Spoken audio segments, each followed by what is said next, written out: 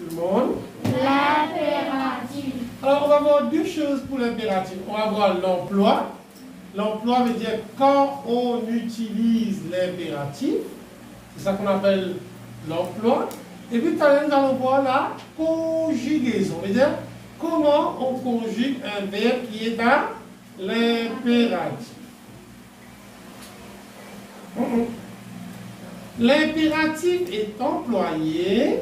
L'impératif est employé pour Donner un autre. Très bien. Quand quelqu'un vous donne un autre, il va utiliser quel temps de verbe Noé? L'impératif. Quand quelqu'un vous donne un autre, quel temps de verbe ici, M. Barbier? Très bien. Un exemple, j'ai pris un exemple. Vous taisez-vous. Taisez-vous. Un autre, ça, non? Hein, par exemple, Barbier veut causer quand vous faites ta phrase. Hein? La maîtresse rentre. Taisez-vous les enfants. Oui, non. C'est un autre. Ça veut dire que vous devriez vous taire. Le verbe en parenthèse, c'est taire. Le verbe taire devient taisez. Il y a vous, alors on va dire taisez-vous. Vous avez compris, hein? On dit vous taisez. On reprend. L'impératif est employé. L'impératif est employé Pour donner un conseil. Vous savez ce qu'on donner un conseil? Oui. Un exemple. Sois prudent en route. Sois prudent en route. Il y a un autre, ça? Un autre, ça, enfant, sois prudent en route.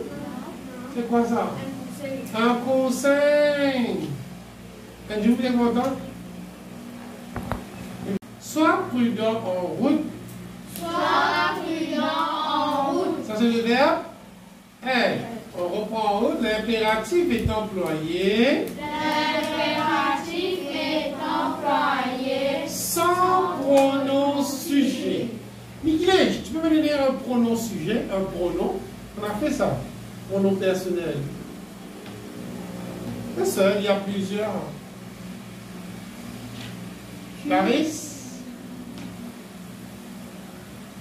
Oui? Je, oui, non. Léa? Tu, Barbier? vous. Très bien. Voilà, il, elle, nous, vous, ce sont des pronoms. Pourquoi on les appelle pronoms sujets? Parce qu'ils vont faire l'action. Je vous ai dit qu'un pronom, devant un verbe, on met un nom ou un pronom.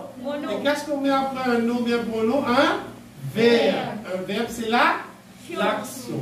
Alors, on voit, il dit ici, sans pronom. Ça veut dire dans la phrase, mais pas tu as, je, tu, il, elle, nous, il ne faut pas qu'il y ait tout ça. Ouais? Alors, on voit l'exemple. Obéissons à nos parents. Encore. Obéissons à nos parents. J'ai mis une flèche devant obéissons. Vous avez vu? Et qu'est-ce que j'ai écrit devant, sous la flèche? Sans pronom sujet. Bobby, est-ce que devant obéissons, mon Dieu, c'est devant obéissons? Est-ce qu'il y a je, tu, il, elle là? Non. Non. C'est ça que je veux dire. Il n'y a pas de pronom sujet. Je veux dire devant le verbe, devant le tiré, il n'y a pas de pronom. Et quand il n'y a pas de pronom sujet, je vais utiliser l'impératif. Conjugaison. Maintenant, on va conjuguer le verbe. On va donner un verbe. Ici, quel verbe j'ai donné, Blanche? Chanter. Très bien. On va conjuguer le verbe chanter. À quel temps, monsieur Kian? Deuxième groupe. Non, quel temps? L'impératif. N'oublie pas, on fait. C'est pas le présent, c'est pas le passé composé, c'est pas le futur.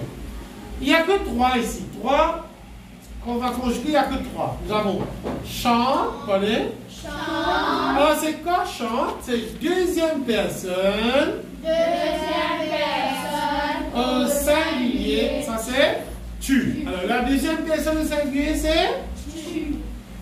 Torina, quelle est la première personne au singulier? Première personne au singulier. Je. Bon, n'oublie pas ça, hein?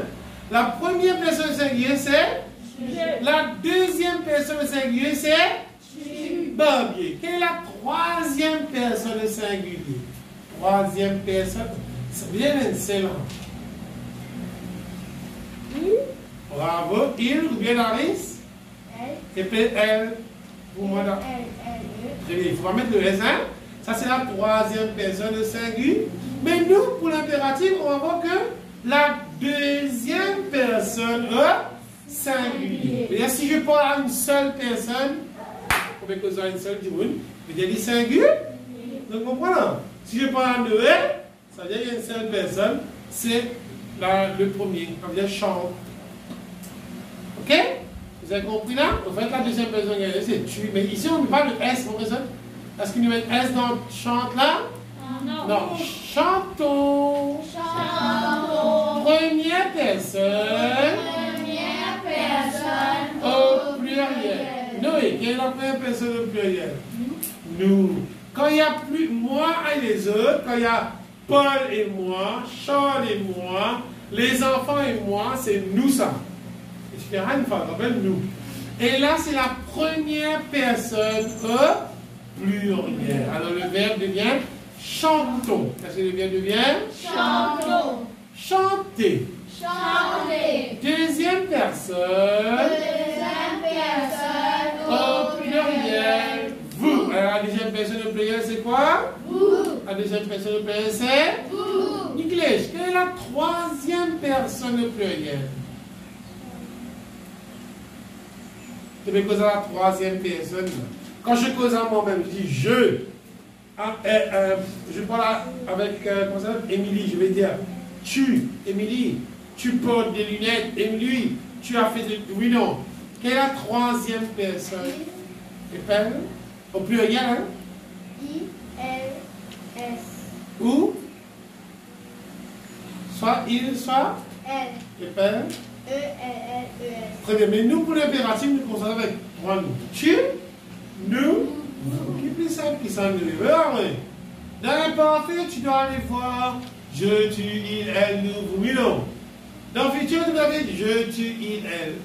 Mais ici, il n'y a que trois. Tu, nous, vous. À ne pas confondre l'impératif avec l'imparfait. Il y a beaucoup d'enfants qui confondent l'impératif à l'imparfait. Alors, on a pris quelques exemples. Je vais regarder sur le tableau. Finir. Finir. Alors, on voit le verbe finir à l'impératif. Finir. Finir. Finissons. Finissez. Encore, finir. Finir. Finissons. Finissez. Le verbe savoir. Sache. Sachons. Chercher. Pas chercher. Ça. Cher. On dit chercher. La bouche va être après tout le monde sachez. Chercher. Pas chercher à la de Saint-Antoine. Oui. Elle a dit? Chercher. Mhm. Chercher. Chercher. Chercher. Très bien, on redit sache. Sache. Et sache. Sache. Après. Cherchons. Redis-moi ça. Sachons. Après. Chercher. Et on va bien chercher encore là-bas. Il va te dire un coup. Chat. Allez, on va chanter. Ça, ça. On dit ça. Sacher. L'autre, prendre. Prenons. Prenez. Si je parle à une seule personne, on va nous prendre. Je dis, Noé, prends ton imperméable quand il va pleuvoir. Là, je parle à combien de personnes là, Diane? Une seule. C'est tu, mais non. Je m'adresse à Noé. Tu as compris là? Et le verbe avoir. Encore mais les verbes. Non, c'est là. C'est sûr? Mais les verbes. En parenthèse à la forme correcte. Ne pas à ton ami. Ne pas à ton ami. Parlez. Parlez. Allez, monsieur Noé, c'est quoi ça? Un autre ça? Un conseil ça? Un autre. Oui, en classe, on va te dire ne parle pas à ton ami, mais non. Ça peut me dire un conseil, non? Si tu parles à ton ami, est-ce que tu pourras suivre la classe? Non. Et qu'est-ce qu'on voit devant? Est-ce qu'il y a un jeu montre-le devant tiré? Est-ce qu'il a je, tu, il, un, nous, vous? Non. Alors, toi, Mina, quel temps de verbe on va utiliser? L'imparfait. L'imparfait. Oh. L'impératif. Dis pour tout le monde. L'impératif. Pose toi, Mina. Maintenant, nous avons trois langues. Est-ce qu'on va mettre Paul, Paulo ou bien Paul et Banche? Il y a un autre mot-clé dedans. Quel est ce mot-clé là? Il y a un mot qui va t'aider à nous dire est-ce que tu vas mettre Paul, est-ce que tu vas mettre Paulo ou Paul? Quel mot je dois souligner? Il y a un mot que je dois souligner. Monsieur. Allez, Nicolas. Ton. Bravo. Encercle ton. Et ton, c'est pareil comme quel pronom? Tu. Bravo, Nicolas. Alors, qu'est-ce que tu vas mettre sur les tirets? Paul. Paul. Oh, oui. Paul. Tu peux appeler pour moi, Paul, bien? P. Mais n'écris pas, il n'écrit pas. P. A. R. L. E. Bravo, on applaudit Barbie, s'il vous plaît. P-A-R-L-E, pause. Ne parle pas à ton ami.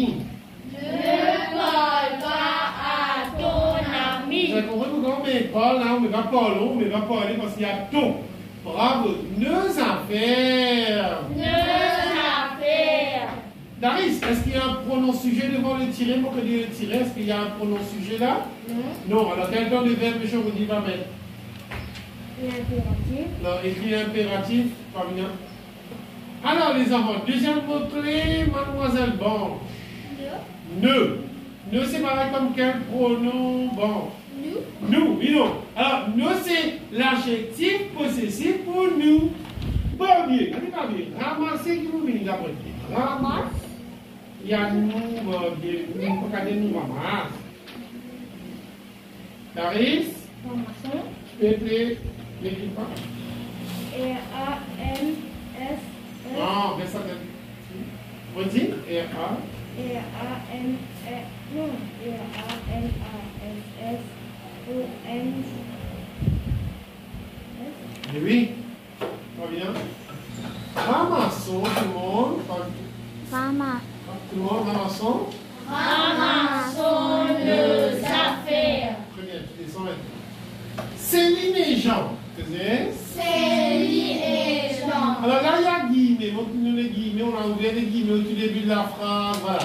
Il y a les guillemets, vous avez compris là. Ça veut dire que c'est une conversation. On est en train de parler à des pères.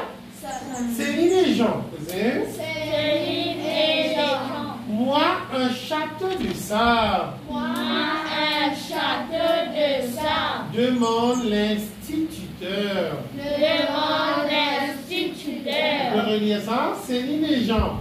Céline et Jean. Moi, un château de sable. Demande l'instituteur. Monsieur Neu, est-ce que devant le tiret, il y a un pronom sujet? Non. Regarde bien, devant le tiret, il y a quoi, Noé? C'est Regarde bien, Noé. guillemets. Jamais. Oui. Non. Regarde bien. Il est virgule. Montre la virgule. Très bien. Qu'est-ce que ça veut dire ça? C'est-à-dire, on est en train de parler à Céline et Jean, mais ce n'est pas Céline et Jean qui vont faire l'action. On va leur demander de faire l'action. Est-ce que vous me comprenez? C'est une demande ici, oui, non? Parce qu'on dit demande l'instituteur. Bien, Céline et Jean, virgule. Là, on introduit une autre phrase. Et là, vu que, montre-le s'il te plaît devant le tiret, virgule. Et là, quelqu'un peut me dire, qu'est-ce qu'on va mettre? Bâti, bâtissons ou bien bâtissez? Qui a? Non. Bâtissez. Bravo, bâtissez. Mais seulement, pourquoi bâtissez?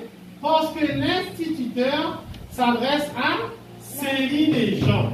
Ici, Céline et Jean, c'est par exemple vous. Vous comprenez? Il est cause avec, quand il est cause avec nous, il est où? Oui, non, de toi. Tiens, c'est toi, c'est là.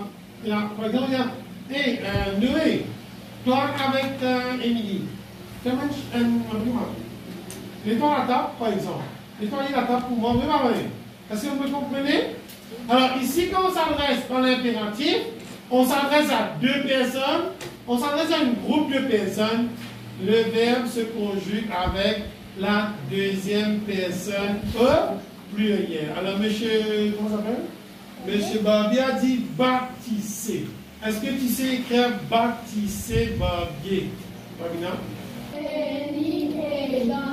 Baptisez-moi un château de ça, demande l'instituteur. Pitié de tes frères. Pitié de tes frères. Alors, est-ce qu'il y a un pronom sujet devant Émilie Borge? Oui. Non. Pardon? Non. Non. Quel temps de verbe alors? L'impératif. Très bien. Tu vas écrire. Et quel pronom? Tu, nous, vous. Tu. Oui. Pour quel mot te dit qu'il faut mettre tu? T. Bravo. T, c'est l'adjectif possessif pour tu quand les noms sont au pluriel. Alors, demande la réponse pour avoir. Et. Et belle. A-I-E. Très bien. Mais pas bien. Alors, toi, utile. Terre, toi utile. Encore. Terre, toi utile. Monsieur Kéan, est-ce qu'il y a un pronom sujet devant le tiret? Non. Non, il y a la virgule, oui, non. Et vous voyez ici, on est en train de parler à combien de personnes dans Daris? Une seule personne, c'est Pierre. Et là, il y a le mot toi, il y a le pronom toi, en cercle toi. Chez le tiret, qu'est-ce qu'on va mettre comme dans le verbe toi, Mina? C'est quoi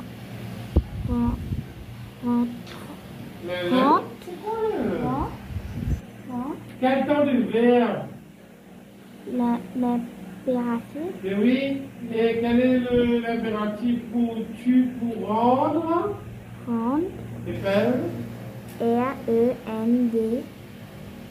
R-E. Non. Léa? Je sais. E-A-E-N-D-S. Bien sûr, rends-toi utile. Qui remplace un sujet? Qui remplace un sujet? Un animal, une personne. Arrête quand même, s'il te plaît. Alors, un sujet, c'est celui qui fait l'action, oui, non? On voit tout à l'heure qui fait l'action. Est-ce que c'est l'animal, la personne, vous comprenez? Pour qu'il n'y ait pas de répétition. On va dire ça, qui remplace un sujet? Qui remplace un sujet? Un animal, une personne, pour qu'il n'y ait pas de répétition. Et pour ne pas répéter le mot, on va relier les deux phrases en utilisant le pronom relatif qui. Correct? Qui est placé devant le verbe? Qui est placé devant le verbe? Encore une fois. Qui est placé devant le verbe? C'est-à-dire, où ça je vais placer le mot qui? On va oublier ça, n'oublie pas ça. Il est mis juste après le nom. Il est mis juste après le nom. Qu'il remplace. C'est-à-dire, il est mis juste après le nom. Il est mis juste après le nom qu'il remplace. C'est-à-dire, après le nom qui remplace, il y a un mot qui va se répéter là. Ce sujet, ce nom qui répète là. Nous mettons qui juste après lui, correct? Et juste après qu'il a mis un verbe. Le garçon arrive en courant. Le garçon arrive en courant. Le garçon est mon frère. Le garçon est mon frère. Daris, quel mot qui se répète dans ces deux phrases-là?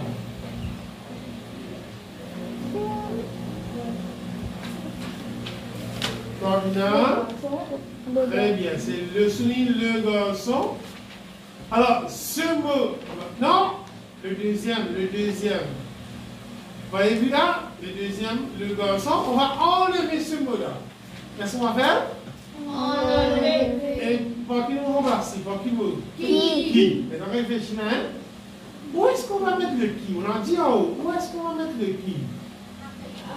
Qui est placé devant le verbe. Ça veut dire qu'il a besoin de rendre une verbe. C'est quoi une verbe bien? Souvent, je vous dis hein? C'est un mot qui accompagne. Monsieur. Une action. Une action. Un verbe, c'est une action. N'oublie pas ça, un verbe, c'est une action. J'ai pas terminé. J'ai dit, il est mis juste. Mon frère, s'il te plaît. Ça. Il est mis juste après le nom. Au bas, maman. Il est mis juste après le nom qu'il remplace. Vous avez déplacé le mot qui juste après le mot qu'il remplace. Qui a la réponse moi. Je dis, le garçon arrive en courant. Le garçon est mon frère. Qui a? Le garçon qui arrive en courant est mon frère. Très bien. On applaudit qui? Bravo. Je vais écrire la phrase. Le garçon qui arrive. Le garçon qui arrive En courant est mon frère. Maintenant, on va voir que. Que remplace un complément d'objet direct. Que remplace un complément d'objet direct. CED. C'est quoi un CED? Complément aux objets directs. C, on va dire C. CED, C. C, c'est pour complément. O, c'est pour objet. D, c'est pour. C'est quoi un complément d'objet direct? C'est un mot qui vous complète une phrase et on le dit après le verbe. Pour répéter, hein? C'est un mot qui complète une phrase pour donner un sens à la phrase et je le mets après le verbe. On comprend bien, hein? Il est mis juste après le CED qu'il remplace. Il est mis juste après le CED qu'il remplace. Alors, il y a un mot qui se répète toujours pareil comme là-bas. Ici aussi, il y a un mot qui se répète. Et seulement ici, le mot n'est pas un sujet. Ça veut dire qu'on fait action là. Vous comprenez? Ici, le mot n'est pas un sujet. Il y a un complément d'objet direct. Je prends la première phrase. J'ai cueilli cette fleur. J'ai cueilli cette fleur. Allez, montre-nous Gida. Gida, c'est quoi d'abord? Ça, c'est le sujet. Vraiment. C'est pas le sujet, hein? Oui. C'est moi. Écueilli, c'est quoi? Noé, écueilli. C'est quoi ça? Écueilli, c'est quoi ça? Non. Non. Verbe. Un verbe, oui, non. C'est pas une action, ça? Écueilli. Et cette fleur, c'est quoi ça, mon cette fleur? C'est le complément d'objet direct. J'ai cueilli quoi? Cette fleur, j'ai cueilli quoi? Cette fleur. Je ne peux pas écrire une phrase et dire j'ai cueilli seulement, oui non. Je peux dire une phrase j'ai cueilli, point? Non. Non. J'ai cueilli cette rose, j'ai cueilli ces goyaves, j'ai cueilli cette fleur, ces goyaves, cette rose, c'est le complément de l'objet. Mais lui complète phrase, compléter la phrase. J'aime beaucoup cette fleur. J'aime beaucoup cette fleur. Que? Daris, quel mot qui se répète dans ces deux phrases-là? J'ai cueilli cette fleur, j'aime beaucoup cette fleur. Fleur. Que fleur seulement? Cette fleur. Très bien, souligne cette fleur. Dans la deuxième phrase, tout le temps. Allez, je dois enlever ça. Regardez. Je dois enlever. Si tu as la réponse pour moi, il faut mettre que. Donne-moi la réponse, s'il te plaît. On a dit là-haut, il est mis, mon réseau que tu entends là-haut, il est mis juste après le CED qu'il remplace. Allez, il est qui? Qui est? J'ai cueilli cette fleur que j'aime beaucoup. C'est tout? Oui, très bien, bravo. D'abord, j'ai cueilli cette fleur. Cette fleur, c'est le complément de l'objet direct. Et qui m'a dit, vous avez dit, que, voilà, que j'aime beaucoup. Et ne pas répéter cette fleur, parce qu'il ne finira pas par que.